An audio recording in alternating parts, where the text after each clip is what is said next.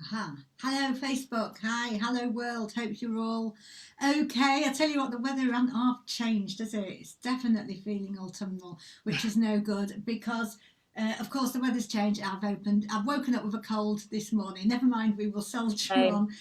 Thanks very much everyone for joining us here on Zero Waste Leeds by Example, another lunchtime live. I'm Peg Alexander, hosting quite a few of these sessions, local journalist and presenter around and about town. Today, a really exciting discussion. Of course, those of you who've watched any of these lunchtime lives will know that Leeds by Example is a project all about looking at the ways that people are trying to make a more sustainable Leeds. And in our, well, I don't know if we call it a second phase of lockdown-ish or whatever it is we call it, we're doing these lives to talk to people who are making changes in the city. Some of them are really big changes and some of them might kind of be smaller changes in businesses, but people who are doing things to try and make our day-to-day lives more sustainable. This is a biggie. I'll be honest, this is not a small thing, because what we're going to talk about today, the Climate Innovation District, as I understand it, is one of the largest eco housing projects in Europe. So we are talking about a biggie. Let me introduce who we've got. As usual, we've got Jill Coupland from Zero. Do we call you from Zero Waste Leeds by Example? Yeah, Zero Waste Leeds, I think. Okay, Yeah. from Zero Waste Leeds, star of stage and screen, doing all sorts of stuff along with her colleague Rob to try and get all of us to reduce the amount that we waste and to be more sustainable. Also, really pleased we've got Rob Allen from the Climate Innovation District and CITU, who are the developers of the Climate Innovation District. You're the marketing manager there, Rob. Yep. So I kind of manage all of CITU's external communications, and I've also been involved in their research into how their houses are performing and how their embodied carbon stacks up as well. So quite a good insight into lots of different sides of CITU. Brilliant. Well, we're going to talk about that whole thing about how the houses are built and how they are, they've started from the perspective of trying to be carbon neutral. We've also got Ros Stoughton. I've written this, that's Stoughton, isn't it, Ros? Stoughton, yeah. Yeah, I've written it phonetically and then I couldn't read my phonetically here. And you are one of the people who's living in the Climate Innovation District. Yeah, slightly less exciting than Rob, but I just live here. You don't just live there. Has your cat disappeared? Because you had the most beautiful cat earlier on. She's just to the side of me, licking her toes. Oh, well, if you can bring it back on screen, do, because you'll up our numbers. No, honestly, our numbers will just go sky high if you put a cat on I can bring her back any time the numbers go down, I'll go and get her. Of course, that is the problem with cats, though. They never do what they're told. I should say as well, Jill, you have had an involvement around the Climate Innovation District from the start, from when you were involved in Leeds Community Homes, and we'll come on to that because Leeds Community Homes kind of also have purchased part of it. Right, let's start though. Climate Innovation District, I'm going to try and find my best way to describe it. It's on that bit of land as you come out of town where they now direct you down to the motorways on that sort of dual carriageway past the armories along there. And you've created a little haven in there, haven't you, Robert? Tell us all about it. Yeah, so it's really nestled down by the river, so you wouldn't really know it was near to that big road that's on the other side. So in terms of how I think of it, it's just almost like the next thing down from Leeds Dock when you're walking along the river. And what we've created so far is very much just the tip of the iceberg as to what the whole place will be eventually when it's done. So we're on what we call phase one as like a internal thing. What people would know it as is the two streets that make it up, which is Solar Avenue, which is behind me. It's genuinely called Solar Avenue, isn't it? That's the name. Is that your address? Right? I shouldn't ask you. No, I don't. You don't need to answer that. Sorry, I shouldn't have answered that. But some people have got an address, haven't they? Solar Avenue. Yeah, you might be say 54 Solar Avenue, yeah. Or Secret Garden, which is where I'm now. So this house is number 3, the Secret Garden. Well, so some people are going to have an address, Secret Garden. Yeah. Yeah, that's my address. Yeah. Your address is my address now. I want to move there just for that. Genuinely, your address is Secret Garden. It is, yeah. It was a big selling point, I'll be honest. I mean, how cool is that? Forget everything else. Done. That was it. Yeah, Sold. glad we got the naming right, and we didn't call it, you know, I don't know, Bloomsbury Avenue or something. Yeah, so those, when I say streets, there are no roads visible in the Climate Innovation District. It's entirely a car-free landscape, which is great. I can just, because I'm here now, I can kind of, I don't know whether. Oh, yeah. Go on, give us a show. So is this? You can see Max, the little dog out there. Oh. Max is one of the neighbour's dogs, and you can see there's just, looking out your front door here, there's just green space onto the river. You can't see in this shot, but down by the river is like decking and hammocks and stuff like that for people to, you know, relax and in normal times gather and hang out together. So that kind of extends the whole way along. So it's green landscaping. It's all permeable surfaces. There's no hard surfaces, which means that all the rainwater on the site is handled on the site. It doesn't enter into Leeds storm drains. I mean, I could probably go on for ages about the sustainable drainage strategy because. But basically, what you're saying is it's not going to contribute to flooding. Yes, yeah, and also the whole site has been raised an awful lot to make sure that the flood risk is really minimal. It can resist like 1 in 200 year flood events without affecting the houses. Wow. How does it stay car free, Rob? So it stays. So the landscape stays car free by under Solar Avenue is an Undercroft car park. So there's residents have the opportunity, if they want to purchase a car parking space with their property. We don't do it by default to encourage people to hopefully not drive, and we only allow each household to purchase one space per property. So we avoid, you know, sort of a car dependent sort of place with multiple car households. There's a total of about, on phase 1, which is the phase on this side of the river where I am now, there'll be less car parking spaces than we deliver units, and on the subsequent phases we'll deliver even less as a ratio, because we're really keen on trying to encourage that switch, because that obviously comes with a much more sustainable lifestyle if you live without a car. We put the way it's built, as kind of a whole district, it's going to be designed to encourage being able to live car free a lot more easily. And as I say, because we're kind of at the start, in a sense, like this is very much the tip of the iceberg. What's been built so far is, you know, sort of 40 units out of an eventual development of 850.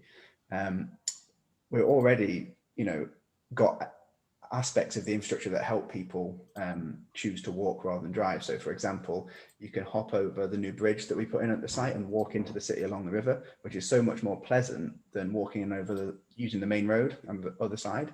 So that means your choice of, do I walk or cycle or do I take the car, it then becomes a lot more in favor of walking and cycling, when the walk is just a nice riverside sort of stroll versus a busy road. You mentioned communal gardens. Tell us as well about the design and build of the house, because at the start you said you were going for carbon neutral. Yes, so the houses have been designed with a timber frame system that we designed with Leeds University to be a really, really high performance house in terms of energy efficiency. So it meets passive house standards for energy efficiency. And for anyone who doesn't know, passive house standards are standards that try to that are kind of like the internationally recognised standard. Yeah, so a passive house carbon standard means it's so good at retaining heat that it can be mostly heated passively, i.e. without any actual heating energy required. So heating energy comes from sunlight, warming the house, sun entering. So you saying that in winter people living on there might not have to turn on their heating? They would on the very coldest days. They do have small heating systems, but they'd have such drastically lower heating requirements than normal houses. So the systems they have in place for that, the key is an MVHR system, which is a mechanical ventilation heat recovery system. And what that does is it's a series of pipes throughout the house and then a big heat exchanging box. So heat is so fresh air is constantly being pumped in and stale air is being pumped out, but the warmer stale air is passed through a heat exchanger, so that although the air in the house is changing, the heat is staying within the house. Ross, you live in one of these houses. Were you there in the winter? We moved in just before lockdown, but I would say it's getting pretty cold now, but I've not ever used the heating once. I wouldn't even know if it works, to be honest. Because it's just Seriously, when you shut the door, it's so airtight that we've just never had to turn the heaters on at all. And I've noticed you've only got a t-shirt on today. I've got a thermal vest on, and I've had the heating on. Jill, have you got thermal vest on? Thermals, yeah. I haven't got the heating on because, working from home, and I'm a bit, I'm trying to avoid doing that, but I have many layers on to compensate for that. Yeah. So you've just got a t-shirt on, Rob. Have you just got a shirt on, yeah. same? And you've not noticed any cold at all yet, Ross? No, not at all. No. Yeah, It's still quite a nice ambient temperature. I would imagine that when it's snowing or it's cold outside, we might need to turn it on then, possibly, but so far not needed to. Yeah, it's broadly about when you do need heating, it's kind of to bring the home up to the temperature that you would want it at, but then the home's so good at retaining heat that it can pretty much maintain that temperature on its own, just with the body heat that people give off, and solar gains from sunlight. So because you've got quite a lot of windows, haven't you? I mean, that's the other thing. I've been round one of the houses before anyone was living in it, and one of the things about it was it's so light. Yeah, so we've really tried to utilise the way this site its aspect, so that we have an awful lot of big, roughly south-facing windows. They don't face directly south because in order to kind of get the street patterns that would really work for this site, it's more kind of facing the river, but we're lucky enough that is roughly south. So you get huge windows and they bring in a lot of light. We also have other features as well. So you can see these. Yeah, come on, give us a bit of a tour. Big floor-to-ceiling windows here, obviously letting yes, very good. Light. But then also in this house type, we have skylights as well. I don't know whether this is really working as a camera angle, but you can see up here is. Just hold it still. Wow. So that goes at the whole height of the house, doesn't it? Yeah. So that really brings light down into the back of the plan, which is great, and it also gives you this ability to have cool stuff like Ross's painting or these jade plants.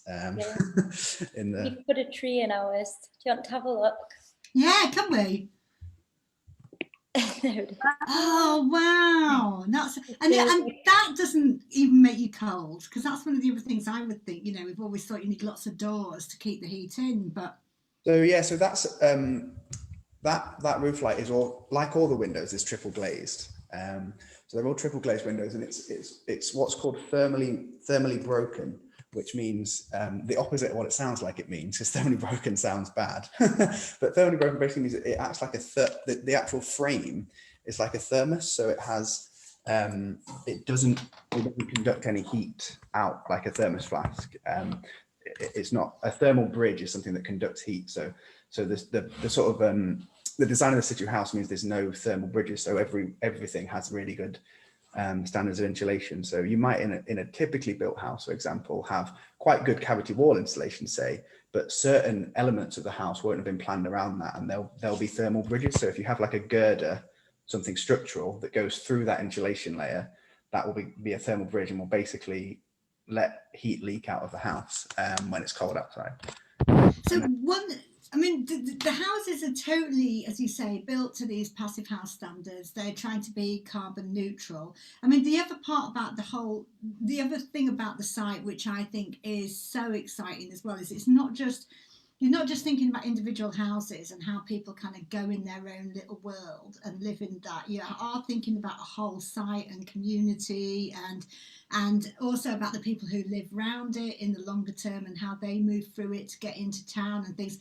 And Ros, I know it's difficult. You said you moved in just before lockdown, so obviously that meant that quite a lot of the communal plans and aspects may have had to be put on hold. But how's that been, that kind of more communal idea that you're not just moving into your own little box, you are moving into a neighbourhood? Well, we came from, before we lived here, we lived in a 1-bedroom flat. We didn't have a balcony, we didn't have kind of any outside space. I don't even think I would recognise what my neighbours looked like. We never spoke to them, I didn't know them at all. So it's just a totally different kind of lifestyle coming here, and everything's so open plan. Everyone sort of made really good friends with each other. And I think because we're all going to live here for so long, it's almost going to feel like family pretty soon. So we've got a WhatsApp group. We kind of share tips and ideas and things on there. We went to Go Ape with some people the other day. So yeah, so it's a really strong community, which I think is probably the best thing about it. Is that one of the things? Sorry, Jill. Is that one of the things that drew you to buying a property there, or what made you do that? What made you make that choice? Because it's you're a front runner, aren't you? Yeah, this is a really it's pushing all the boundaries. A lot of this technology, is new, and you had the confidence to buy there. So what drew you to the development? I think we used to walk down the river, because we used to live in Leeds Docks, so we were only round the corner. We used to walk down the river while it was being built, and every time we walked past, I would say, I'm going to live there. That's where I'm going to live. That's going to be my house. So we just sort of went on the website. It turns out that we could get a mortgage and we could afford it. So I think we looked around in January, and I just fell in love with it. I think the inside of the houses is so beautiful and architectural. Me and my partner are both designers, so that was kind of the main thing for us. Obviously all of the environmental stuff as well, but the community was a thing that kind of surprised me after we moved in, because I don't think you can really tell what it's going to be like, if you're going to get on with people, if you're going to like the communal gardens or any of that. But yeah, surprisingly, that's been kind of one of the top things about living here is the people. And what about the motorway around because obviously it is on the side of a 6-lane, well, it's not a motorway, but a 6-lane road. Well, it's crazy because it's sunk down. Rob probably knows the details better than I do, but the site has got a big sort of bank at the back. It's totally silent. We just cannot hear. You would never know that there's a main road at the back of these houses. It's just so quiet and peaceful by the river. So everything you see is green, effectively. It feels like you're kind of like living in a little bit of countryside right in the city centre. Yeah, it's mad that it's in the city centre, because it's literally just trees and river and boats, and it's very idyllic. So you wouldn't think that you'd be able to get right into the city centre in about 5 minutes from here, but yeah. And why does this way of building make such a difference, Rob? Because isn't it that general construction techniques are really energy inefficient? These houses will cost a lot less to run, and they will have a much lower carbon impact. So why is it, what difference is this development making in comparison to a standard housing development? Yeah, so there's kind of two really big parts to the kind of carbon footprint element of what we're doing and how big of impact that will make. So there's embodied carbon, which is about how much it takes to actually put up the building. And then there's the operational carbon, which is how much it takes to run it. So about a third of people's carbon footprint in the UK, if you take just the average person's carbon footprint, somewhere roughly in the region of a third of their carbon footprint will be heating. So we burn an awful lot of gas, generally speaking, in the UK to heat our houses, which is of course fossil fuel. And a CITU house doesn't need a gas boiler because it's so efficient. And the very small amount of heating that it does require is met entirely by 100% renewable electricity. So the small electric heaters that we do have, the way our site works, it has an energy cooperative. So it buys in energy from suppliers that only source 100% renewable energy. And so, some of the energy also does come from the on-site solar panels. So the houses we're in now have green roofs and solar panels on the roof. So that generates some of the energy as well. Not all of the energy for the site, but as I say, everything else is bought in from renewable providers. So that almost completely eliminates that kind of third of your carbon footprint, which is heating. The other big thing is the embodied carbon, and the massive change there is utilizing timber as opposed to traditional construction materials. So concrete and steel both require a hell of a lot of energy to make. So concrete is responsible for about 5% of global CO2 emissions, which is more than twice the airline industry. So it's absolutely massive. Steel is, again, it's like coal blast furnaces, so very energy intensive, very polluting. But timber absorbs CO2 as it grows. So if you source it from sustainable forests like we do, you're actually locking, that timber in a structure. That tree is capturing CO2, taking that CO2 out of the atmosphere, and then we're taking that timber and locking it away in a structure for hundreds of years that will stand for hundreds of years. So it doesn't go back into the atmosphere. If the wood just rotted, it would go back into the atmosphere. If it was burned, it would go back into the atmosphere, etc. But if it stays in a building, it's locked out of the atmosphere. So that's really, really valuable. And it essentially, is it more why don't all developers do this? Is it more expensive to develop in this way? It's new. I don't think there's anything that would make it more expensive if it was mass adopted. But every technology, I think, has a kind of curve of scale and experimentation and getting it right. And it takes a lot more work to design in a material that not everyone is used to. We used Scandinavian architects for that reason, because they're experts in building with timber buildings, which is something that I think is coming on in the UK, but when we were originally planning this, wasn't in the same way. So we went to Sweden to source that kind of expertise. So it adds complexity because it's new and different, but I think if it became the standard, it wouldn't make it any more complex. What building with timber lets us do, which is great in the long term, is we build our timber panels in our factory over the road, which is genuinely a stone's throw from here. If I went upstairs, I could probably show you by turning the camera around. But we build the houses from panels in our factory that actually let them go up, be installed faster than you'd be able to put a masonry house up, because the pre-made panels can then sort of slot together and be stacked up and form a house. And that We've got a couple of questions on Facebook. Sorry are we all right to sort of look at some of those? Yeah. So Kate's asked, wondering how many families there are living in the development at the moment. Do you know that, Robert or Ross? If you mean families as in like groups of people, as in like households, then there'd be like around about 30 families. If you mean like families with kids, if taking families to mean families with kids, there's a handful. There's also a few people who are about to have them, who are like, there's some new babies now. There's a few little babies. There's a few people that are about to. Do you know everyone on the site at the moment, Ros? Yeah, pretty much, because everyone's in the same WhatsApp group.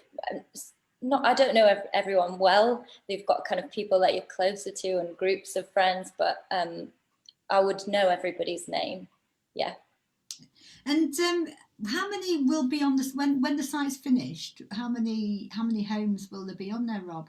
So across the whole site, which is obviously it's both sides of the river, it goes on for quite a way. There's 850 units, so you'd expect over 1,000 people. Well, quite a lot over 1,000 people, because obviously a 4-bedroom house is likely to have around about. And some of those, as you say, will be 4-bedroom houses, but quite a lot of them will just be flats, won't they? Yes, so there'll be we've got a range.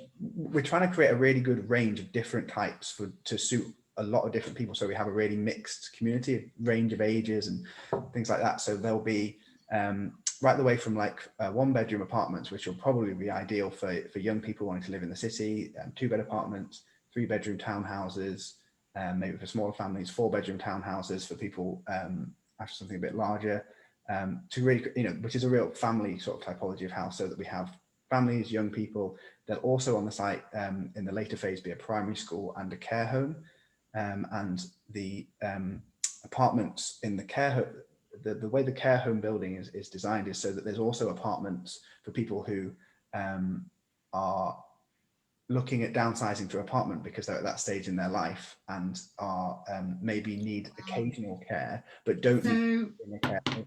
So they have really multi-generational. Let's just move on to another topic here, because it's a comment from Rick on Facebook as well.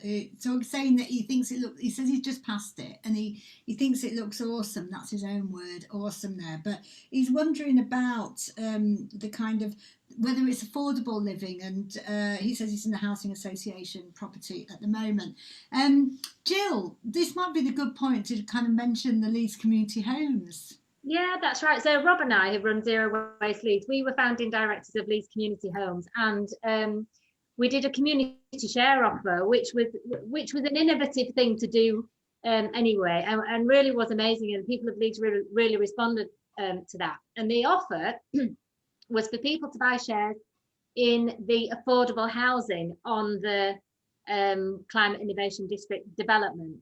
And so that it's more complicated than this, but technically when you put in planning permission, you have to demonstrate that there's some affordable housing within your plan, and that's a section 106.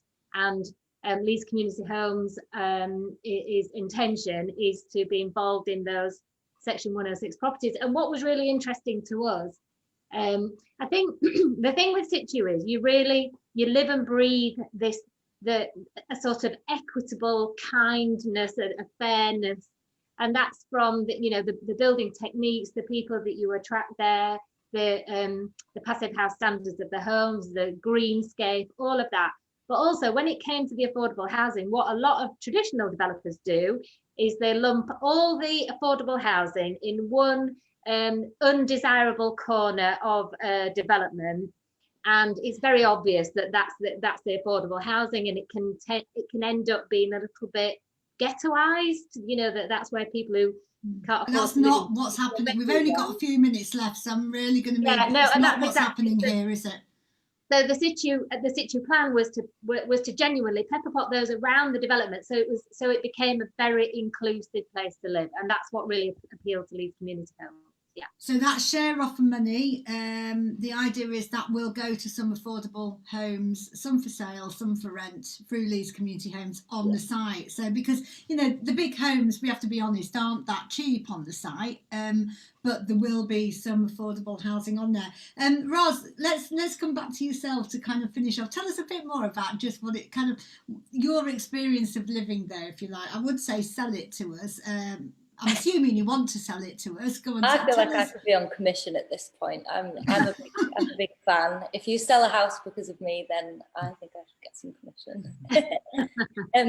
No, I love it. I think it's a big lifestyle change for me, just with things like all the vegetables and the fruit and herbs and everything that's growing outside. We could just stay here and not have to go anywhere else. It's just fantastic.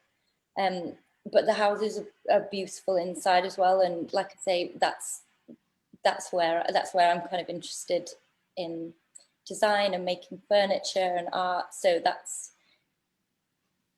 kind of what I've spent lockdown doing, really, is just hoarding bits of plywood from the construction site and making them into side tables. So yeah. And are they quite techie, the houses? Do they sort of come with a manual of how to, keep the heat in and all of that? Well, they are techie in that they're smart homes. We've got a Nest system with a thermostat, and we've got the MVHR that kind of redistributes all the heat, but you don't really have to do anything. I have to change the filters once a year, I think, on the MVHR, but aside from that, it's sort of just set up for you, good to go. Yeah, just a beautiful place to live in every way. The house, the surroundings, your contact with your neighbours. I mean, it just sounds. I think Peg and I should we club together and move in. Yeah. I don't know if even clubbing together whether we'll make it, but I have to say, if I could, God, I'd live there. I would live on that. I would live there like a shot, no question. Yeah, you've absolutely sold it to us. It does look amazing. if people are driving past and they see it's got sort of pallets around the edge, hasn't it, like pallet hoarding around the edge with signs and herbs in pots and things. But it's really eye-catching. I think that's the weird thing though, when you go past it, you know, because I would cycle past it a lot, or to go down to the motorway, you'd think, God, this is just a weird place to have a scheme like that. Because when you're on the road, it's so, well, I don't know how it is at the moment, kind of lockdown, but you know, it's so busy, that road, and the cars go so fast. And it looks very industrial because you see the factory, you know, there's the factory sort of bit behind, and then on the other side there's a bit of land where there's still an old block that hasn't been knocked down, that's kind of half desolate. And yet you've got, I mean, oasis is absolutely the right word, isn't it? Yeah, the best way to see it is definitely to actually be along the river and come in along the river, and then you really sort of see what living there, what you see when you live there, sort of thing, because you really don't, you know, you can't see the road, you can't particularly hear the road either at the back. So it's really, yeah, I'd say if you're ever walking down the river in Leeds, come and have a little bit. Well, go down to Leeds Dock and just go a bit further along. Yeah. And you'll be there in 5 minutes. Not even. And of course, you've got that fab new bridge that you've put in that's for the residents, and eventually will open up to give better access to people in the local area. So I mean, and just to finish off then, Ross, I mean, through lockdown, you just were in such an ideal place, and I guess with us all facing the prospect of 6 more months of whatever it is we're facing, you must feel so grateful to live in such a lovely place. Yeah, 100%. I think I would have gone crazy if I was still in my flat, but it doesn't feel like lockdown, because you can just open your door and I'm on the river. I can have my breakfast outside, wake up and see the river. So it just feels like a great place to be working from home. So I'm absolutely no problem with another 6 months. Well, yeah, lucky you. Feel to it than anywhere else I'd been in lockdown. So obviously I popped to the site a few times during lockdown, various things with work, and people, although obviously they're still keeping their distance, everyone's keeping apart, but there was just a level of kind of like, they seemed so much more relaxed than anywhere else you went. And I think that was the nature of having space, like communal green spaces, and not having like a narrow pavement that you have to dodge past on a road. And you know, the fact that there's all that space is open means it's so much easier to just be relaxed in it, as opposed to like guarding yourself, which like a lot of times you felt like you needed to do during the sort of tougher part of lockdown. Got a lovely comment from Kate here that I'll just read. Is a really nice way to finish off. She says, if it had existed a few years back, we would have loved to have purchased on this site, she says. She would love to see there more and more of these kind of developments. She says, I cannot understand why so many unsustainable developments are still being built at a rate of knots.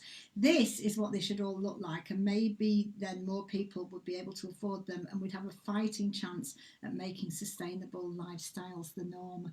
Well, I don't think we could have put it better ourselves, could we really? Leeds, by example, is all about trying to do that, making sustainable lifestyles the norm. Unfortunately, we didn't get to see your cat again, Ros, but if you can give your cat a lovely hug from us all. It's just been great to talk to you both. Oh, there we go. There she is. There she is. She's still here. She's still there. She's very gorgeous when you see her close up.